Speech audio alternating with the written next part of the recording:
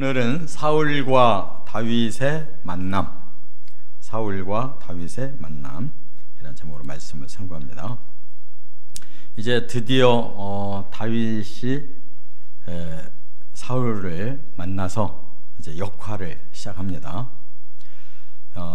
하나님께서 이제 중간에서 사울과 다윗이 만날 수밖에 없는 그런 이제 관계를 하나님이 만들어 주시는데, 사울은 갈수록 이제 점점 사람이 타락을 해서 이제는 자기의 마음을 자기가 다스리지 못할 정도로 성령이 떠나니까 악령이 들어왔다고 그랬어요.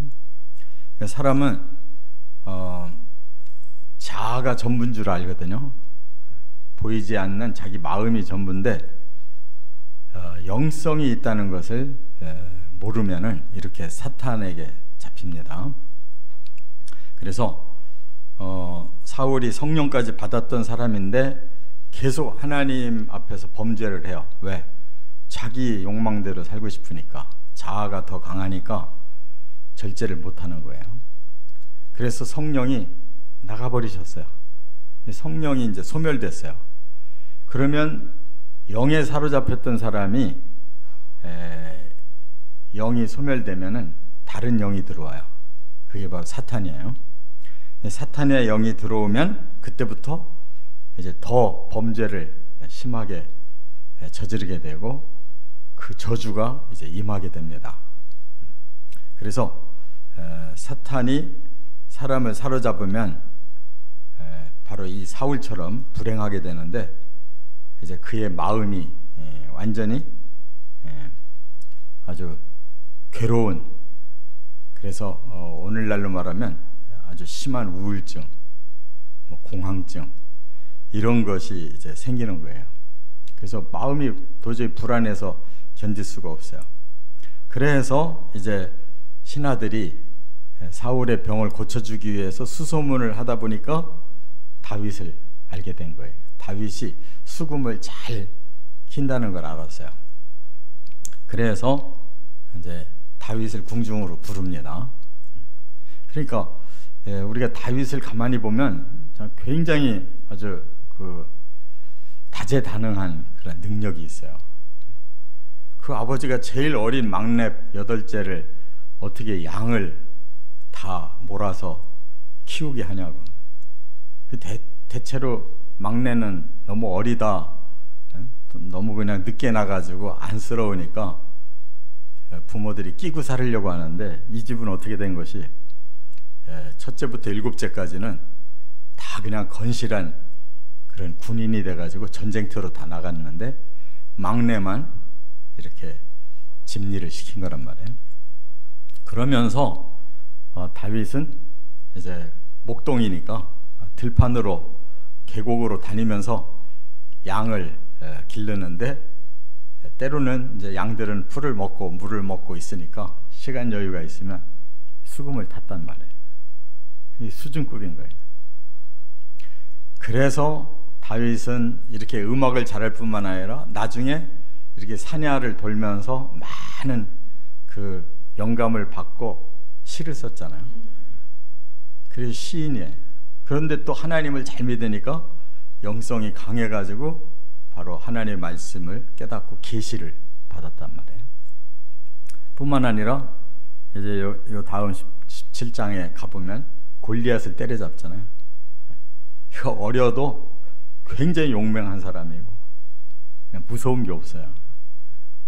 이미 사자와 곰도 때려잡은 경험들이 이 목동 생활에서 있었기 때문에 하나도 두려움이 없는 거예요. 뭐 이루 말할 수 없이 다재다능한 사람이니까 가장 필요한 사울에게 다윗을 붙여주신 거예요. 하나님이 수금으로부터 시작했다 그 말. 자, 그래서 이제 오늘 본문에 그 만남이 어떻게 과정을 겪었는지를 3가지로 말씀하고 있어요. 첫째는 사울에게는 악령이 임했다 하는 거였는데, 14절에 보니까 여호와의 영이 사울에게서 떠나고 여호와께서 부리시는 악령이 그를 번뇌하게 한지라 그랬어요. 하나님이 악령을 부리신다고 이렇게 표현했어요. 그러면 성령 줬다, 악령 줬다, 하나님의 사람을 막 왔다 갔다 하게 하느냐? 그거는 하나님에 대한 전능하심의 표현이에요. 그러니까 하나님은 모든 것의 주권을 가지고 계시다, 그런 얘기지, 꼭 너 성령은 나와라, 내가 오늘부터 악령 너한테 명령한다, 이런 뜻이 아니에요. 그거는 하나님의 전지전능하신 주권을 강조하는 뜻으로 성령이 소멸되니까 악령이 들어갔는데 그냥 하나님이 그냥 허락했다, 이렇게 소극적인 의미지 막 여기 넣었다 저기 넣었다 하는 주도적인 것이 아니에요. 하나님은 결코 악령을 주도적으로 넣는 것이 아닙니다.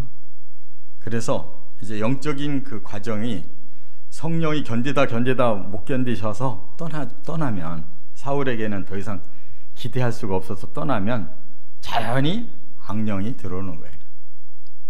그래서 에덴 동산에서 그 사탄은 주도적으로 나타나잖아요. 그와 같이 우리 사람은 자기도 모르는 사이에 성령이 빠져나가면 악령이 들어옵니다. 그래서 그 사람은 아주 불행하게 살게 돼 있는 거예요. 지금 현재 사울의 그 왕위가 어디까지 왔느냐? 중간까지 온 거예요. 그래서 학자들은 이제 40년 그 왕위 중에 한 25년째 됐을 거라고 이렇게 그 판단을 하는데, 중간쯤 와가지고 이제 이 사람은 완전히 악령에 사로잡힌 사람이 된 거예요.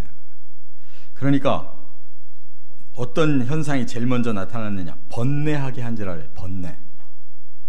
이게 그 불교 용어로 많이 나오잖아요. 번뇌. 이 성경 원어는 바트라고 그러는데, 이게 뭐냐? 경기를 하는 경기. 사람이 너무 그냥 놀래가지고 정신을 못 차리는 거예요. 그게 뭐냐? 바로 사람의 그 지정의가 완전히 흔들린 거예요. 그래서 자기가 자기를 컨트롤 못 한단 말이에요. 이거를 우리가 잘 알아야 돼요. 사람은 자기 자아를 자기가 컨트롤 한다고 생각해요. 그래서 이제 그래도 조금 자신을 좀 잘 다스리며 살아보려고 하는 사람이 이제 지성을 가지고 이렇게 그 자기를 컨트롤 하려고 그래요. 그게 마인드 컨트롤이라는 거예요. 내가 이렇게 하면 안 되지, 저렇게 해야지 하고 자기를 자꾸 다스리려고 해요. 근데 그 정도가 되면 다행인데, 나중에는 자기가 자기 마음을 몰라요. 그리고 굉장히 막 불안하고 어딘지 모르게, 이게 지금 뭔가 정상은 아닌데 그렇다고 해서 뭔가를 딱 체크할 수도 없고, 그냥 불안하고 잠도 못 자고 뭐 어딘지 모르게 하여간 삶이 안정이 안 되는 거예요. 그리고 계속 마음이 우울해지는 거예요. 비관적이 되고. 그러면 그 사람은 성령이 없는 사람이에요. 성령이 떠났기 때문에 그렇지, 성령이 안에 계시면 결코 그럴 수가 없어요. 딱 믿음이 생기고 확신이 생기고 지혜가 생기고, 그럼 자아를 이겨내거든요. 근데 그게 안 되는 사람, 이 바하트의 증상이 있는 사람은 오늘날에 아주 심한 우울증에 정신장난증, 그리고 공황증, 이런 것들이 들어와 있는 거예요. 그래서 감정 기복이 심해요. 좋을 때는 또 금방 좋아하고, 조금 뭔가 수가 틀렸다 그러면은 막 한없이 그냥 마음이 상해가지고 막 분노가 계속 일어나는 거예요. 그렇기 때문에 사울이 왕인데도 신하들이 지금 왕을 걱정해가지고 어떻게 하면 왕의 마음이 평정을 찾을 수 있겠냐 해서 건의를 하잖아요. 사울 왕한테 우리가 수금 잘 타는 사람을 전국적으로 살펴가지고 그 사람을 불러다가 왕을 치료하겠습니다. 그 허락받고 막 찾다가 결국 다윗이 이렇게 오게 된 건데, 우리가 여기에서 정말 중요한 것은 내 마음을, 내 자아만 보는 사람은 불행한 거예요. 사람은 하나님이 지으시고 하나님이 그 마음에 양심이라는 법을 줬고 또 기능의 법을 다 주셨기 때문에 정상적으로 살으면 영성이 다스려야지 가장 정상적인 거예요. 근데 영성을 한번 놓쳐버리면 참으로 힘든 거예요. 다시 하나님께 자기를 내놓기가 힘들어요. 그리고 그 성령의 소멸이라는 것이 이 신약 성경에 나오고 한번 비침을 받고 맛을 얻은 사람이 거기서 소멸되면 얻기 힘들다. 그 말은 우리가 신앙의 양심이 자기를 다스리던 시절이 있었는데 그것이 소멸된 사람 다시 되기가 힘들다는 거예요. 그만큼 성령은 참다가 나가시는 거지 그냥 왔다 갔다 뭐 우리 사람 마음처럼 그런 게 아니란 말이에요. 성령은 끝까지 붙들고 싶어 하시는 거예요. 그렇기 때문에 악령이 역사를 하면 이렇게 성령 받았던 사울도 완전히 폐인된 것처럼 변질된다는 거, 우리가 꼭 두려움으로 받아들이고 그걸 회피하면 안 됩니다. 정면 도전하시기 바랍니다. 두 번째 15절부터 18절에 보면 다윗은 수금을 잘 타는 자였다라고 지금 소개가 이제 들어가고 있어요. 그래서 하나님이 제일 먼저 이제 사무엘에게만 비밀로 내 마음에 합한 자가 있다. 나는 중심을 보니까 중심이 된 사람을 가서 기름 보라. 그래서 이새의 집에 가서 첫 번째부터 쭉 7번째까지 다 봤는데 하나님이 아니라고 그러니까 이 집에 또 다른 아들 없습니까? 아예 그 집에 없어요. 다윗이 나가서 일하느라고 7은 다 있는데 하나가 없다. 그러니까 굉장히 그 이새라는 사람이 이상한 것 같아. 그렇게 어떻게 집이 거꾸로 돌아가는가 몰라. 큰 애들을 밖으로 내보내고 작은 애는 끼고 앉아서 살 텐데 어떻게 다윗은 양들 끌고 밖으로 돌아다니고 나머지 7 자식들은 다 집에 있었는지 모르겠어요. 그래서 이새가 훌륭하다는 얘기는 단 한마디도 없어요. 그런 속에서 다윗이 훌륭하다고 계속 성경에 나와요. 그런데 다윗은 누구한테 배운 것도 아니고 그냥 자기 직업이 목동이니까 그냥 산천을 드나들면서 양들 키우면서 자연스럽게 하나님의 그 자연 계시 속에서 길러간 거란 말이에요. 자기 소질을 길러낸 거예요. 그러니까 하나님이 이런 것은 선천적으로 주신 거예요. 그 음악이라든지 시라든지 이런 또 막 사자 곰을 때려잡는 그런 능력이 생기는 거는 그건 다 선천적인 거예요. 그래서 그가 그렇게 수금을 잘 탄 것이 이제 많이 퍼졌는데 여기 보니까 18절에 그랬어요. 소년 중 한 사람이 대답하여 이르되 내가 베들레헴 사람 이새의 아들을 본즉 수금을 탈 줄 알고 용기와 무용과 구변이 있는 준수한 자라. 어떤 소년이 신하에게 일러준 거예요. 신하들이 막 찾고 있으니까 한 소년을 만났대요. 그럼 그 소년이 누굴 것 같아요? 다윗과 친한 사람이지. 친한 친구인데 애들은 애들끼리 잘 알잖아요. 어른끼리 알고. 어떤 애가 그렇게 신하들이 그냥 애타게 찾는 걸 보고 내가 잘 아는 사람이 있습니다 하면서 그 사람을 소개하는데 수금을 탈 줄 알고 용기가 있고 무용이라는 게 아주 막 싸움도 잘하는 이런 걸 말하는 거예요. 거기다가 구변, 말도 잘한다는 거예요. 거기다가 준수하대요. 같은 소년이 볼 때 제일 잘 보는 거지. 그렇잖아요. 친구가 제일 잘 봐요. 남자는 남자를 잘 보고 여자는 여자를 잘 보는. 남자는 여자를 잘 몰라. 여자는 남자를 잘 모른다고. 고르라고 그럴 땐 친구한테 골라달라고 해야 되는 거예요. 같은 반대편 상대를 잘 모른다고. 그러니까 소년인 다윗을 골라줬으니까 얼마나 정확하냐. 이런 것도 다 성경에서 우리가 배울 점이 있는 거예요. 성경은 과장된 말이 없어요. 사실만 그대로 추려놨다고. 하나님이 쓰게 하셨으니까. 그래서 다윗이 그렇게 확실한 능력을 가지고 그 중에 제일 먼저 수금 타는 능력으로 사울을 돕게 된 거란 말이에요. 그러니까 우리는 이 하나님의 섭리가 이렇게 기가 막히다는 거, 하나님이 그만큼 은사를 주시고 그만큼 훈련을 시키시는 것은 쓰임을 받을 만한 중심을 보신 거고, 또 그가 그걸 잘 수련을 해서 갈고 닦아 놨을 때 드디어 사울을 딱 만나게 해서 들어 쓰신 거란 말이에요. 그러니까 우리 인생도 마찬가지예요. 지 욕심으로 막 한다고 되는 게 아니에요. 그냥 차분하게 하나님이 주시는 은사를 잘 살리고 하다 보면 하나님이 키워주셔서 많은 사람들에게 선한 영향력을 끼칠 수 있는 기회를 주시는 거예요.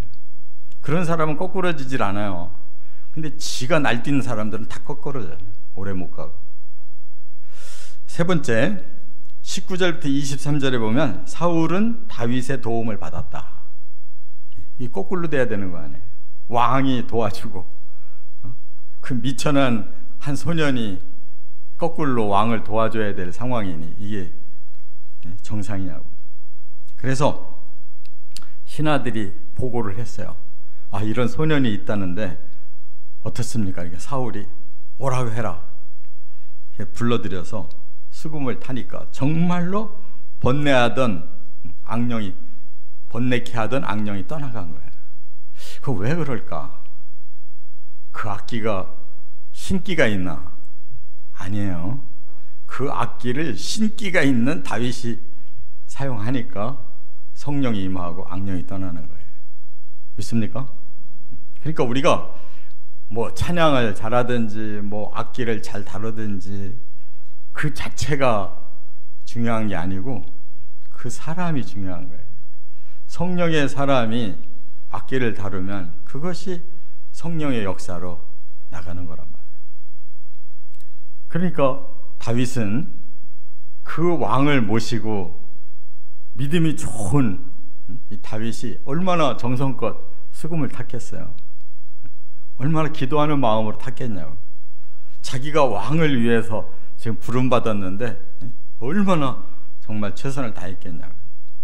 그러니까 다윗이 수금을 타면 바로 악령이 떠나는 거예요. 그래서 아예 그냥 한동안 붙들어 둔 거예요. 그 궁중에서 같이 살게 한 거라고. 비서처럼. 그래서 우리가 나중에 보면 알지만 사울은 자기가 도움 받을 때만 이 사람을 알아보고 그렇지 않으면 못 알아보더라고. 이제 17장으로 넘어가면 블레셋과 이스라엘의 대전쟁에 지금 사울부터 이스라엘은 벌벌 떨고 있어요. 왜? 골리앗을 앞에 세웠기 때문에.